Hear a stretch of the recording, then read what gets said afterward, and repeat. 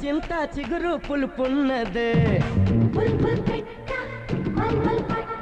కవ్వంలాగా చిలికే కులుకున్నదే